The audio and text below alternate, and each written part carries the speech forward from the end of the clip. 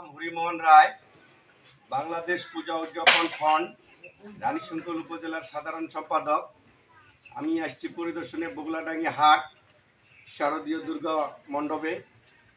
আমরা এই মুহূর্তে রয়েছি। দাদা, আপনার পূজা এখানে কেমন চলছে? না, খুব ভালো চলছে। আসলে তো সাক্ষাৎ নেন তো আগে। আপনি কি দায়িত্বে আছেন এখানে? আমি এবিসি দেখতে আছি। এবিসি দায়িত্বে, মানে সব মিলে ভালো তো না? হ্যাঁ, ভালো। কোনো সমস্যা নাই? কোনো সমস্যা নাই। আপা, আপনি বলেন তো কেমন পূজার? ভালো, ভালো কথা বলুন। সব মিলে ভালো, সব কোনো মিলে সমস্যা নাই। না, কোনো সমস্যা আমরা নাই। সবাই ভালো। এই দাদার সাক্ষাৎ নেন তো।